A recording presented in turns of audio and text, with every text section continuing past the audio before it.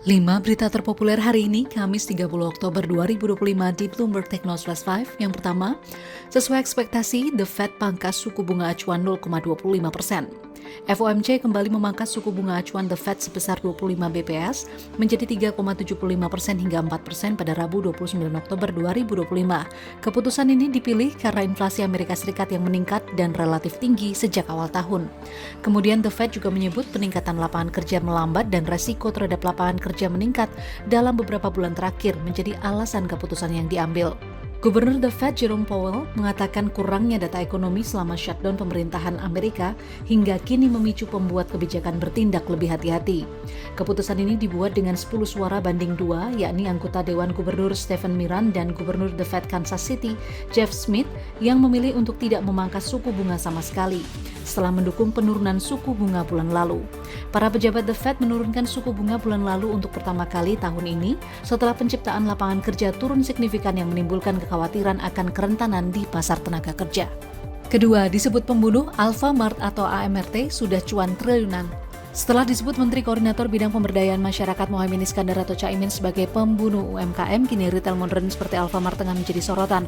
Alfamart yang dikelola oleh PT Sumber Alvaria Trijaya Tbk atau AMRT memiliki kinerja perusahaan yang baik. Pada semester 1 2025 pendapatan AMRT naik 7,75% secara tahunan menjadi 63,81 triliun rupiah. Sementara laba bersih menjadi 1,88 triliun rupiah, angka ini naik 4,96% dibanding periode yang sama tahun lalu, yakni 1,79 triliun rupiah. Kinerja AMRT ini diperoleh hanya dalam separuh tahun berjalan.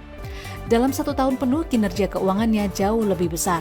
Ketiga, catatan rugi GoTo pulih 82% jadi 775 miliar rupiah, sales 13 triliun rupiah. Kinerja keuangan PT GoTo Gojek Tokopedia Tbk atau GoTo pada kuartal ketiga tahun ini mencatat kerugian 775,55 miliar rupiah namun jauh menurun secara year on year. Rugi bersih turun 82% dibandingkan periode yang sama tahun lalu sebesar 4,31 triliun rupiah. Sejalan dengan itu, pendapatan bersih GoTo meningkat menjadi 13,29 triliun rupiah, naik 14% dari 11,66 triliun rupiah pada kuartal 3 2024. Peningkatan ini turut menekan rugi per saham dasar dan delusian menjadi 0,73 rupiah per saham dibandingkan sebelumnya 4 rupiah per saham pada periode yang sama tahun lalu. Dari sisi neraca, total aset GoTo tercatat 42,11 triliun rupiah pada kuartal ketiga 2025, turun 2,53% dari 43,20 triliun rupiah pada periode yang sama tahun sebelumnya. Sementara itu, ekuitas GoTo tercatat sebesar 29,10 triliun rupiah, turun 4,27% dibandingkan periode yang sama tahun lalu. Keempat, Wall Street goyah setelah The Fed redam sinyal pangkas suku bunga.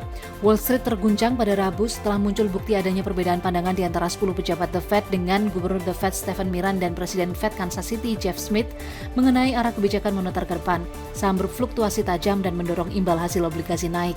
Gubernur The Fed Jerome Powell mengatakan agar tidak mencoba memprediksi apakah akan ada pemangkasan lagi pada tahun 2025. Pernyataan ini menekan ekspektasi di pasar keuangan bahwa pemangkasan dimungkinkan terjadi 1/4 poin pada Desember nanti.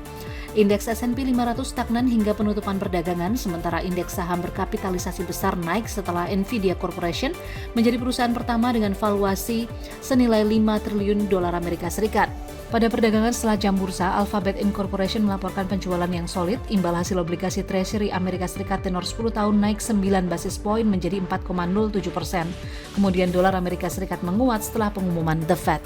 Kelima, jaksa geledah 5 lokasi termasuk rumah pejabat Ditjen Bea Cukai. Kejaksaan Agung mengklaim melakukan penggeledahan di lebih dari 5 titik terkait penyidikan dugaan tindak pidana korupsi ekspor palm oil mill effluent atau POME 2022. Di antaranya penggeledahan dilakukan di kantor dan rumah pejabat Direktorat Jenderal Bea Cukai Kementerian Keuangan. Meski demikian, jaksa hingga kini belum menjelaskan secara detail mengenai pola korupsi yang dilakukan oleh pihak terkait. Jaksaan juga belum memiliki perhitungan kerugian negara akibat dugaan korupsi ini.